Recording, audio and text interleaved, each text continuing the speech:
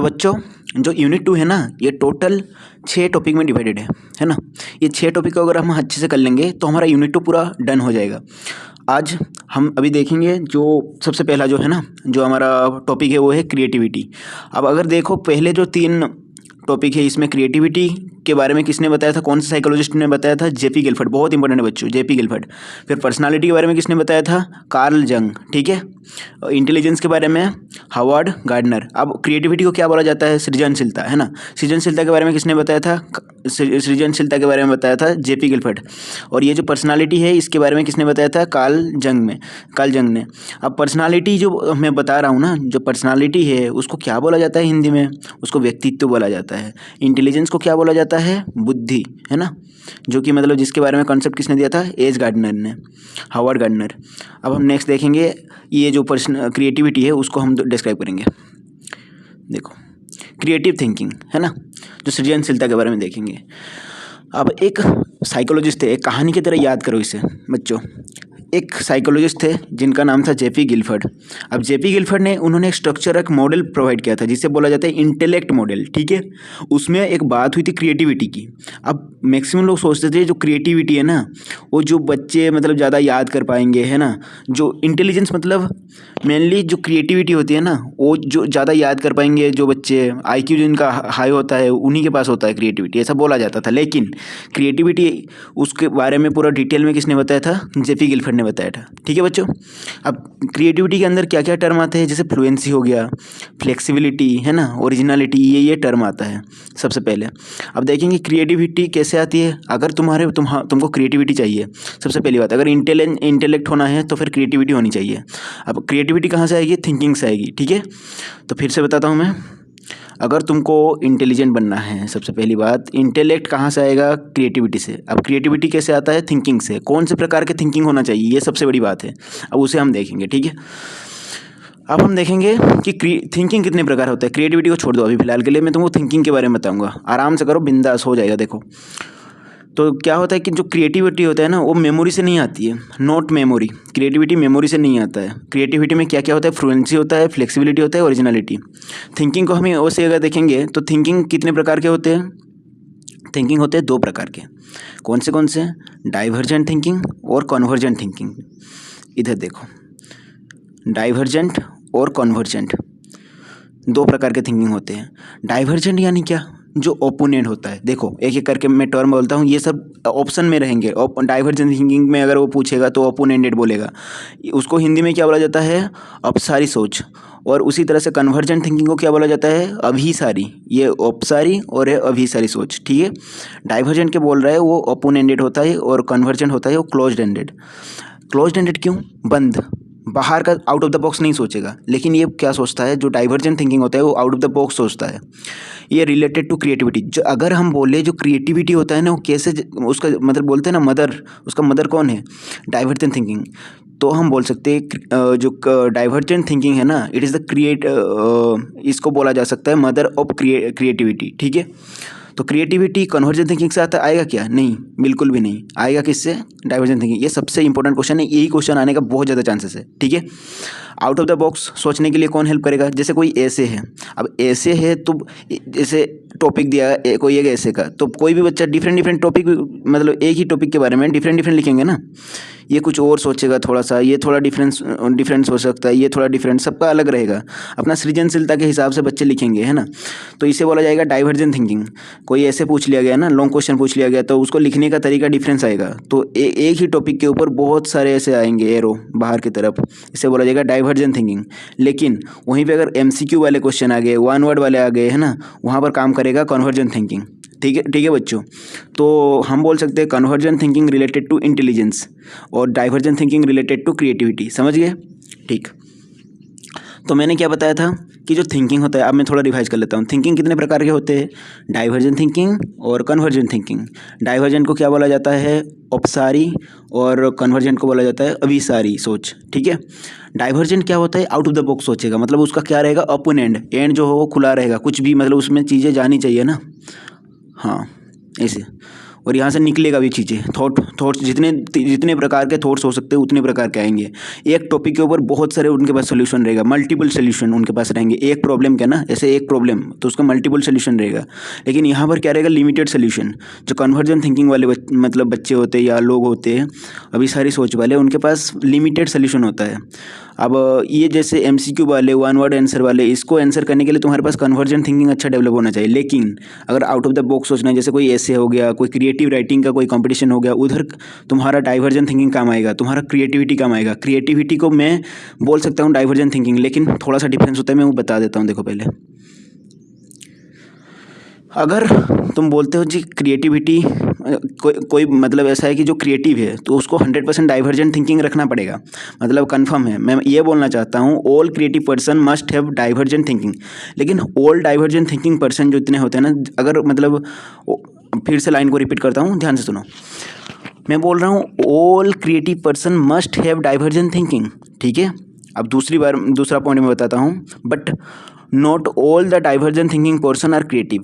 थोड़ा इंपॉर्टेंट है, ध्यान से सुनो। क्रिएटिव अगर कोई है ना, कोई अगर इंसान क्रिएटिव है तो उसके अंदर कहीं ना कहीं डाइवर्जेंट थिंकिंग का एबिलिटी होता है। लेकिन एक इंसान में निकाल देता हूँ, वो बहुत आउट ऑफ द बॉक्स सोचता है, लेकिन उसको डायरेक्शन नहीं है, चैनलाइज, वो अपने जो थॉट्स होता है उसको चैनलाइज नहीं कर पा रहा है। बहुत सारी चीज़ें सोच रहा है, ओवर थिंकिंग कर रहा है, लेकिन उसको चैनलाइज नहीं कर रहा है। जैसे कभी तुम कुकिंग करते हो ना, कुछ भी मिला देते हो, इधर से मसाला मिर्च कुछ भी डाल देते हो, है ना, और बेकार सा बनता है, तो वहाँ पर क्रिएटिविटी नहीं है। वो तुम आउट ऑफ द बॉक्स सोच रहे हो, लेकिन उसमें कुछ क्रिएटिविटी नहीं है ना, उसमें तुम डायरेक्शन नहीं प्रोवाइड कर पा रहे हो, चैनलाइज नहीं कर पा रहे हो, है ना, चीज़ों को। तो उसे क्या बोला जाएगा, सिर्फ डाइवर्जेंट थिंकिंग बोला जाएगा, उसको क्रिएटिविटी नहीं बोला जाएगा, ठीक है। चलो, तो शायद मैंने समझा दिया कि ऑल क्रिएटिव, जैसे मैंने बोला ना, all creative person are divergent thinking person, but all divergent thinking person are not creative, ठीक है। अब क्रिएटिविटी किससे बढ़ती है, ब्रेनस्टॉर्मिंग से। ये क्वेश्चन बार बार पूछा जाता है, क्रिएटिविटी किससे बढ़ती है, ब्रेनस्टॉर्मिंग से, स्टॉर्मिंग। अब हम देखेंगे, चलो इसको रिवाइज कर ले क्या, ठीक है। चलो एक बार बस मैं बता देता हूँ। डाइवर्जेंट थिंकिंग में क्या रहेगा, ओपन एंडेड रहेगा, और कन्वर्जेंट में क्लोज एंडेड, मतलब ये आउट ऑफ द बॉक्स नहीं सोचेंगे। अब रिलेटेड टू क्रिएटिविटी, कौन सा क्रिएटिविटी से रिलेटेड है, डाइवर्जेंट थिंकिंग। और कन्वर्जेंट थिंकिंग इंटेलिजेंस से। इंटेलिजेंस अगर मैं बोलूँ तो उससे तुमको दिमाग में आना चाहिए कन्वर्जेंट थिंकिंग, और मैं क्रिएटिविटी अगर बोलूँ तो तुम्हारे दिमाग में आना चाहिए डाइवर्जेंट थिंकिंग।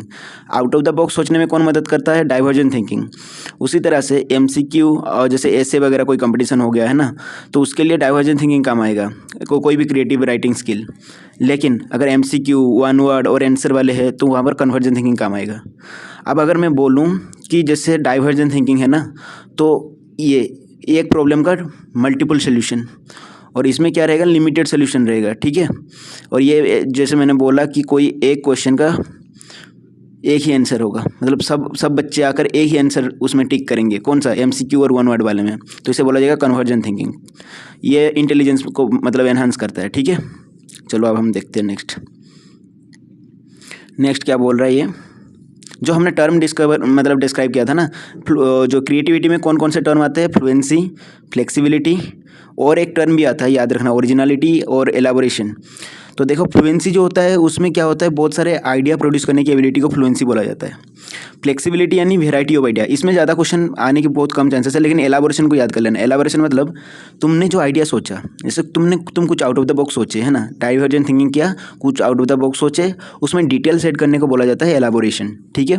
फ्लेक्सिबिलिटी क्या होता है, वेराइटी ऑफ आइडिया, जो मैंने बोला ना, वेराइटी इसे बोला जाता है क्या, फ्लेक्सिबिलिटी, ठीक है। फ्लुएंसी है क्या, ये जो फ्लेक्सिबिलिटी की वजह से तुम्हारा फ्लुएंसी यानी कि मेनी आइडिया मिल गया, जब वेराइटी ऑफ आइडिया तुम सोचने लगे तो तुम्हारे पास बहुत सारे आइडिया तुमको मिले, उसे बोला जाता है क्या, फ्लुएंसी। अब ब्रेनस्टॉर्मिंग प्रमोट क्रिएटिविटी मोस्ट, सबसे ज़्यादा क्रिएटिविटी को बूस्ट कौन प्रोवाइड करता है, ब्रेनस्टॉर्मिंग, ठीक है। क्रिएटिविटी पार्ट ऑफ इंटेलिजेंस बोल सकते हैं क्या, हाँ, मतलब क्रिएटिविटी जो है एक पार्ट ऑफ इंटेलिजेंस ही है। लेकिन देखो मोस्ट ऑफ द टाइम क्या होता है ना, हम ऐसा नहीं बोल सकते कि जो मतलब क्रिएटिव है ना, जो कोई क्रिएटिव इंसान है और हम बोलते हैं कि हाँ इंटेलिजेंट नहीं हो सकता। अरे बच्चे बहुत, जैसे कोई बस याद IQ जिसका हाई है, जो मतलब बस पढ़ाई करता है, याद करने में वो मतलब बहुत सारी चीज़ों को याद कर पाता है, MCQ वगैरह टिक कर देता है ना, कॉम्पिटिटिव एग्जाम क्लियर कर लेता है। लेकिन एक बच्चा ऐसा भी तो होता है ना, जो कि ड्राइंग बहुत तगड़ा कर रहा है और आउट ऑफ द बॉक्स थोड़ा सोच रहा है, म्यूजिक में अच्छा कर रहा है, वो क्रिएटिविटी है ना वो, तो उससे भी इंटेलिजेंस का पार्ट माना जाना चाहिए। ऐसा नहीं कि कोई बच्चा बस पढ़ाई में अच्छा है, चीज़ों को मेमोराइज कर रहा है, उसमें अच्छा है ना। तो हम बोल सकते सकते हैं कि क्रिएटिविटी में मेमोराइजेशन नहीं आता, मेमोराइजेशन फिर किस में आएगा, कन्वर्जेंट में आएगा, ठीक है ना। यही मैं बताना चाह रहा था, मेमोराइजेशन आएगा कन्वर्जेंट में और जो क्रिएटिविटी आएगा वो कहाँ पर आएगा, वो आएगा इंटेलिजेंस में। तो इंटेलिजेंस में मेनली दो प्रकार की चीज़ें तुम याद कर सकते हो, एक क्रिएटिविटी एक मेमोराइजेशन। क्रिएटिविटी आएगा डाइवर्जेंट में और मेमोराइजेशन आएगा कन्वर्जेंट में, ठीक है। अगर सिंपल इंटेलिजेंस पूछ रहा है तो कन्वर्जेंट ही जाएगा, ठीक है। अगर बस पूछ दिया कि मुझे इंटेलिजेंस ही चाहिए तो कन्वर्जेंट होगा। लेकिन मेनली अगर देखा जाए तो इंटेलिजेंस दो प्रकार के होते हैं, क्रिएटिविटी और मेमोराइजेशन। तो मेमोराइजेशन किस में आएगा, मेमोराइजेशन आएगा कन्वर्जेंट में और जो क्रिएटिविटी हो डाइवर्जेंट में, ठीक है। चलो नेक्स्ट। अब नेक्स्ट ये बता रहा है, देखो हमारा क्रिएटिविटी के डिफरेंस के रिलेटेड जितनी पढ़ाई थी हमने ख़त्म कर लिया। क्रिएटिविटी पहला पॉइंट हमारा डन हो चुका है। अब हम करेंगे दूसरा पॉइंट, ठीक है। ये दूसरा पॉइंट है पर्सनालिटी, सेकंड पॉइंट।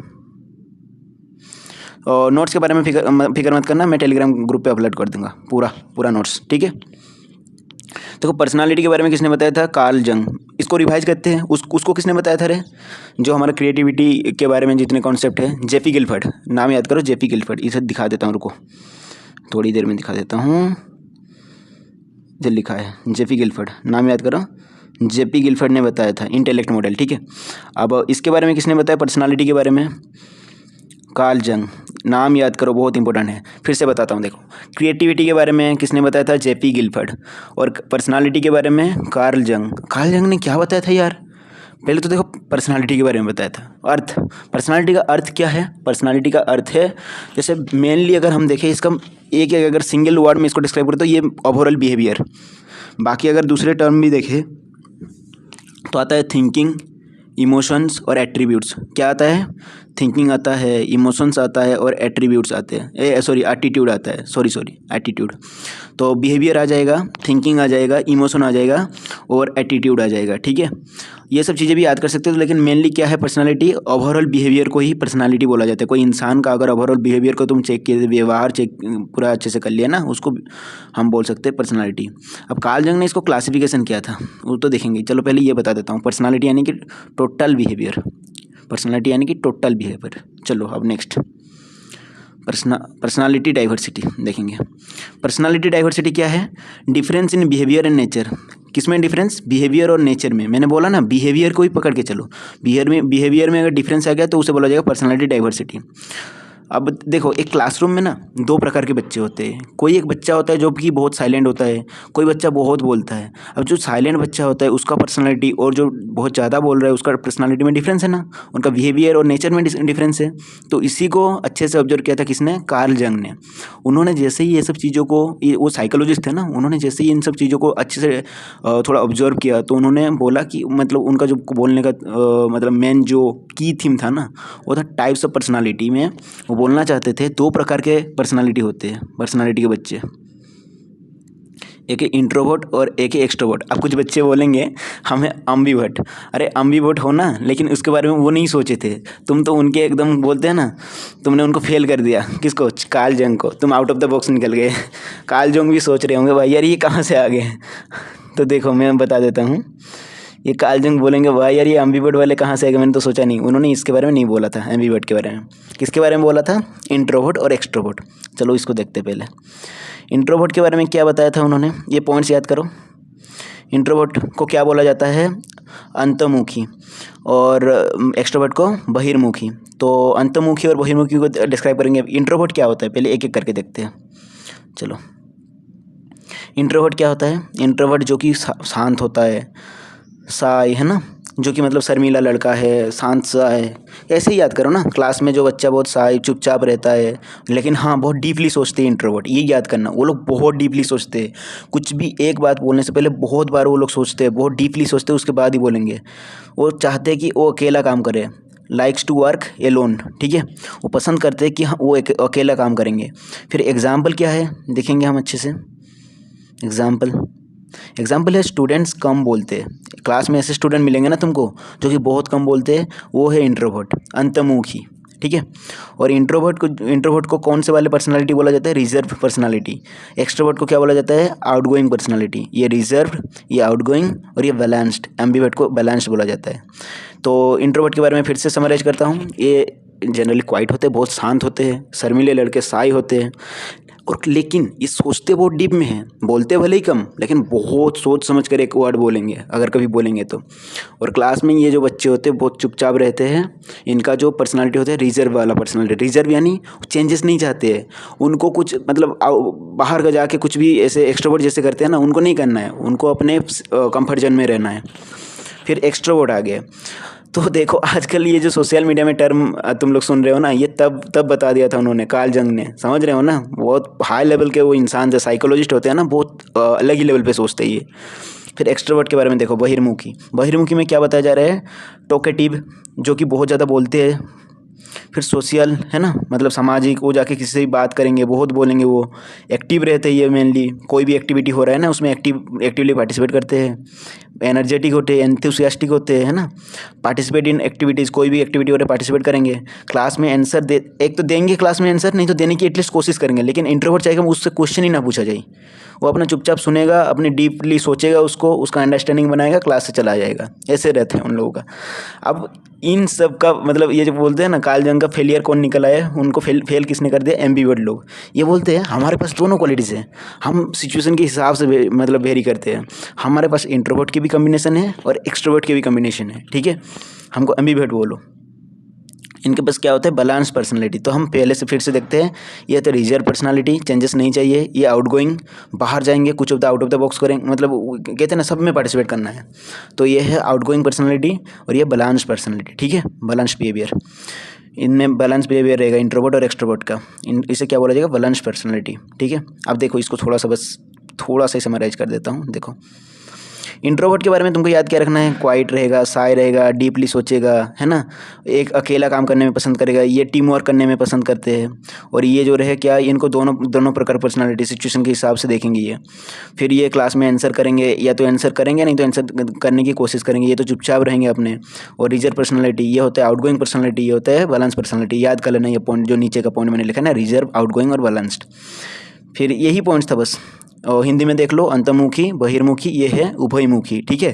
फिर से अंतर्मुखी, बहिर्मुखी, उभयमुखी। चलो नेक्स्ट, फैक्टर्स क्या क्या है, फैक्टर्स अफेक्टिंग पर्सनालिटी। सबसे पहला पॉइंट, हेरिडिटी इफेक्ट कर सकता है पर्सनालिटी, मतलब कोई इंसान का जो इनबॉर्न ट्रेट होता है वो पर्सनालिटी को इफेक्ट करता है। फिर एनवायरनमेंट, जैसे वो समाज में रहेगा, अगर स्कूल जा रहा है, फैमिली में है, वो तो वो अपना एनवायरनमेंट उसको डिसाइड करेगा, है ना। पर्यावरण कैसा है उसके मतलब आसपास, लोग कैसे है, उसके हिसाब से अपना पर्सनालिटी वेरिएशन आ सकता है। अब कल्चर भी बहुत ज़्यादा रोल प्ले करता है, जैसे ट्रेडिशन हो गया, है ना, वैल्यूज़ हो गए, ये भी बहुत ज़्यादा रोल प्ले करता है एक इंसान का पर्सनालिटी बनाने में। तो क्या क्या पॉइंट्स है, हेरिडिटी, एनवायरनमेंट और कल्चर। फिर से बोलो, हेरिडिटी, एनवायरनमेंट और कल्चर, ये तीन चीज़ें डिसाइड करता है एक इंसान का पर्सनालिटी कैसा होगा।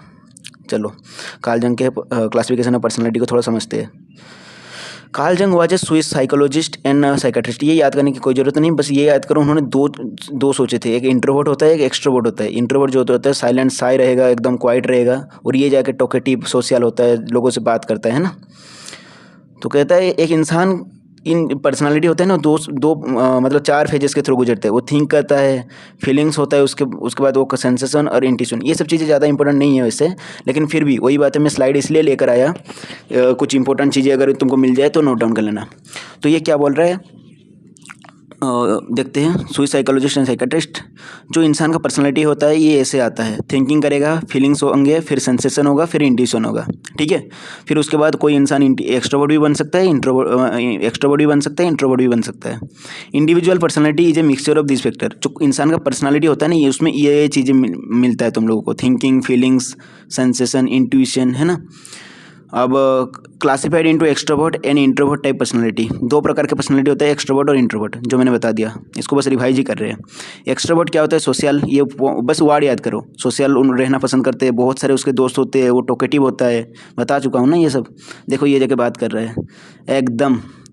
और हैविंग मैनी फ्रेंड्स, बहुत सारे इसके दोस्त रहेंगे, ये टॉकेटिव रहेगा। Think in terms of objective, except changes. हाँ, ये चेंज बहुत इजीली एक्सेप्ट करते हैं। एक्सट्रोवर्ट सबके साथ जाएंगे, सबसे बात करेंगे, उनके बात को लेंगे, है ना, मतलब उन सुनेंगे अच्छे से, और चेंजेस भी मतलब अपना जो ओपिनियन है वो चेंज करेंगे। लेकिन इंट्रोवर्ट चाहता है भाई यार मेरा ओपिनियन जो है मेरा ओपिनियन है, मैं नहीं चेंज करने वाला, ठीक है। एक्सट्रोवर्ट वही है, सोशलाइजिंग होता है, जाता है, और उधर चेंजेस बाय एनवायरनमेंट, ये याद रखना, मतलब इजीली चेंजेस एक्सेप्ट करता है लोगों के हिसाब से, सोसाइटी के हिसाब से अपना जो ओपिनियन है वो चेंज कर लेगा। लेकिन अब जो इंट्रोवर्ट हमारा है, देखो वो बैठेगा अपना रूम पे पूरा एकदम, है ना, और क्या है, energized by spending time alone, अकेला टाइम स्पेंड करेगा। उसको काम भी दो तो अकेले में दो। उसका जो फ्रेंड सर्किल होता है, जो फ्रेंड्स होते हैं उसके बहुत स्मॉल ग्रुप होता है। इसको रिस्क लेना क्या है, लेस रिस्क टेकिंग, और कुछ जाना नहीं है, घर से बाहर नहीं जाना है, अपने कंफर्ट जोन में रहना है। They require strong motivation and the specific, बहुत ज़्यादा अगर उसको ऐसा करे ना कि हाँ कोई इंसान उठा के लेकर जा रहा है बाहर, तब ये लोग जाएंगे। वही बात है, वो चल भाई घूमने, एकदम एकदम उठा के लेकर जाए, चल पार्टिसिपेट कर कोई एक मतलब ग्रुप एक्टिविटी में, तब ये लोग।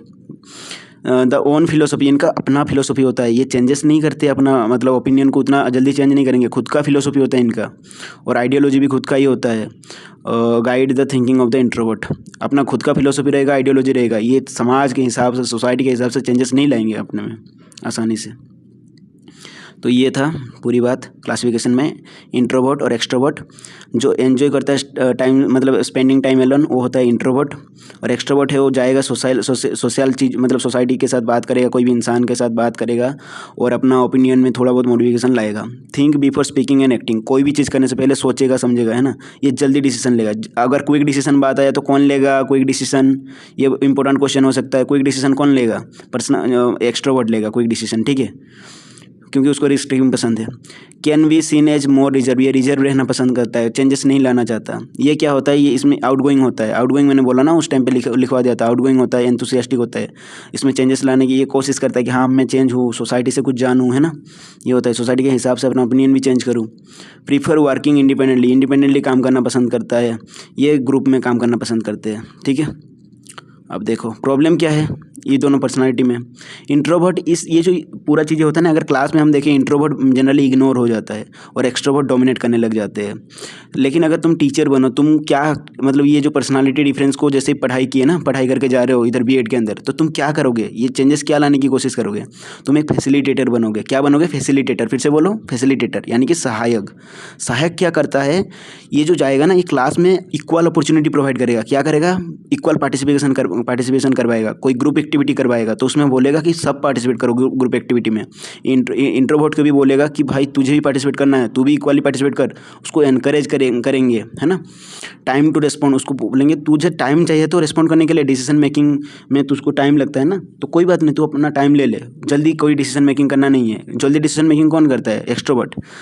लेकिन इंट्रोवर्ट टाइम लेगा, बहुत ध्यानपूर्वक डीपली सोचेगा, उसके बाद ही एक कोई डिसीजन लेता है, जो कि मतलब ये मोस्ट ऑफ द डिफरेंस ये देखने को मिलता है इंट्रोवर्ट और एक्सट्रोवर्ट में। तो टीचर अगर तुम बनोगे ना, इनको टाइम दोगे, इनको एनकरेज करोगे, इक्वली पार्टिसिपेट करने के लिए बोलोगे, ग्रुप एक्टिविटी करोगे तो इनको बोलोगे पार्टिसिपेट करो, अपॉर्चुनिटी दो उनको, है ना। लेकिन लीडरशिप वाले काम कौन करेगा, ये इंपॉर्टेंट है। लीडरशिप वाले काम कौन करेगा, एक्सट्रोवर्ट करेगा। कौन करेगा, एक्सट्रोवर्ट। लीडरशिप वाला काम कौन करेगा, एक्सट्रोवर्ट, ठीक है। डिसीजन मेकिंग जल्दी कौन करेगा, एक्सट्रोवर्ट। लीडरशिप काम हो गए, है ना, जो हमारे डिसीजन मेकिंग वाले काम हो गए वो कौन करेगा, एक्सट्रोवर्ट। सोशल, वो भी एक्सट्रोवर्ट। डीपली कौन सोचेगा, introvert. Reserve, introvert. Outgoing, extrovert. Balanced, ambivert, ठीक है। अब देखो प्रॉब्लम क्या है, प्रॉब्लम तो प्रॉब्लम जो था वो था कि दो टाइप के मतलब थे ना बच्चे, एक थे इंट्रोवर्ट वाले और एक्सट्रोवर्ट वाले। तो उनका सोल्यूशन क्या था, हम उनको ग्रुप एक्टिविटी और जो टीचर का थोड़ा बहुत मदद लेकर उन लोगों को क्या कर सकते हैं, इक्वली पार्टिसिपेट अपॉर्चुनिटी दे के पार्टिसिपेट करवा सकते हैं, और इंट्रोवर्ट को थोड़ा इनकरेज करेंगे तो क्लास में एक एनवायरनमेंट मेंटेन होकर रहेगा। दोनों जो कैटेगरी के जो बच्चे रहेंगे ना, दोनों पर्सनालिटी के जो बच्चे रहेंगे उनमें बैलेंस रहेगा, ठीक है। इंट्रोवर्ट को ज़्यादा इग्नोर नहीं होना, मतलब इग्नोर नहीं होंगे और ये डोमिनेट नहीं कर पाएंगे, ये हट जाएगा अगर टीचर चाहें तो। और फिर अब देखते हैं इंटेलिजेंस के बारे में, ये थर्ड पॉइंट आ गया, इंटेलिजेंस, ठीक है। अब देखो मैंने तो बता दिया मेनली क्या बताया। देखो मैंने ये बताया, अगर तुमको कोई बोलेगा क्रिएटिविटी के बारे में, तो क्रिएटिविटी थिंकिंग से आता है। अब थिंकिंग को दो टाइप में किसने डिवाइडेड किया था, याद करो। क्रिएटिविटी के बारे में जब भी नाम आएगा जेपी गिलफर्ड का नाम आना चाहिए, ठीक है। ये क्रिएटिविटी में आएगा। Divergent, convergent. डाइवर्जेंट में क्या रहेगा, क्रिएटिविटी। कन्वर्जेंट में मेमोराइजेशन या इंटेलिजेंस भी बोल सकते हो उसको, ठीक है। अब नेक्स्ट पॉइंट मैंने क्या डिस्कस किया, मैंने डिस्कस किया पर्सनालिटी। पर्सनालिटी क्या होता है, ओवरऑल बिहेवियर। इसके बारे में किसने बताया है, कार्ल जंग। उसने क्या बताया, एक इंट्रोवर्ट होता है, एक एक्सट्रोवर्ट होता है, लेकिन उसने एम्बिवर्ट के बारे में नहीं बताया। बाय द वे वो आजकल के टाइम पे एग्जिस्ट करते कुछ, है ना, यही रहेगा। अब नेक्स्ट हम क्या पढ़ेंगे, नेक्स्ट हम पढ़ेंगे इंटेलिजेंस। इसके बारे में किसने बताया था, हार्वर्ड गार्डनर ने बताया था, ठीक है। तो चलो देखते हैं इंटेलिजेंस के बारे में किसने बताया था? Howard Gardner. उन्होंने क्या बताया था? इंटेलिजेंस जो होता है ना, वो एक चीज़ से सिर्फ डिसाइड नहीं होता, बहुत सारी चीज़ों से डिसाइड होता है। कितने चीज़ों से डिसाइड होता है? 8 प्रकार के इंटेलिजेंस होता है। कितने होते हैं? 8 प्रकार का इंटेलिजेंस। ठीक है, किसने बताया था? हावर्ड गार्डनर ने। नाम याद करो, हावर्ड गार्डनर। उन्होंने मल्टीपल इंटेलिजेंस थ्योरी दिया था। Multiple intelligence theory. मल्टीपल मतलब कितने वो बोलना चाहते हैं एग्जैक्टली 8 बोलने चाहते थे। 8 इंटेलिजेंस होते टोटल। तो इंटेलिजेंस यानी बौद्धिक बौद्धिक विविधता के बारे में बात हो रही है इधर। इसका क्रिटिक भी एक है। देखो, इन्होंने दे तो दिया था अपना मल्टीपल इंटेलिजेंस थ्योरी, लेकिन एग्जाम में पूछा जाता है व्हाट वाज द एक्सेप्शन, जैसे बोला जाता है ना, ड्रॉबैक क्या गलती रह गई थी। इन्होंने जो बोलते हैं ना, अपने जो थ्योरी में अनुभवात्मक एविडेंस नहीं दिए थे इन्होंने, पहली बात। और मेजर नहीं कर सकते ये जो 8 जो रहेंगे ना इधर, 8 टाइप के इंटेलिजेंस, इसको मेजर नहीं कर सकते हम। तो कैसे टेस्ट करेंगे कि हाँ ये इसका लिंग्विस्टिक अच्छा है, इसका लॉजिकल अच्छा है ना, इसका स्पैटियल अच्छा है, मतलब इंटेलिजेंस। ये चेक करने के लिए कुछ तो टेस्ट करने के लिए होना चाहिए ना, मेजर ही तो नहीं कर सकती ये सब चीज़ें। यही इनका थोड़ा सा मतलब ड्रॉबैक था। तो मैं फिर से बता देता हूँ इसको क्या बोलना चाहता हूँ। मैंने बताया कि इंटेलिजेंस जो होता है, इसके रिलेटेड एक थ्योरी आया था, मल्टीपल इंटेलिजेंस थ्योरी। यानी कि जो इंटेलिजेंस होता है उसमें 8 प्रकार के इंटेलिजेंस, मतलब कहीं ना कहीं ये होता है ना। इंटेलिजेंस एक चीज़ नहीं है, 8 प्रकार का इंटेलिजेंस होता है। कौन बताए थे? Howard Gardner. लेकिन इसको बाद में क्रिटिक किया गया था कि इसको तो हम मेजर नहीं कर सकते, ये जो 8 प्रकार का इंटेलिजेंस है, तो हम कैसे पता चलेगा कौन ज़्यादा इंटेलिजेंट है तो कौन कम इंटेलिजेंट है। ठीक है। और इसमें एक चीज़ और थी, मतलब अनुभवात्मक रिसर्च नहीं हुआ था, मतलब जाके एक्सपीरियंस नहीं किया गया था। एम्पिरिकल एविडेंस बोला जाता है, एम्पिरिकल एविडेंस भी नहीं था इसमें। ठीक है। अब देखो ये कितने प्रकार के होते हैं? 8 प्रकार के। कौन कौन से याद करो, ये तुमको याद करना है थोड़ा सा।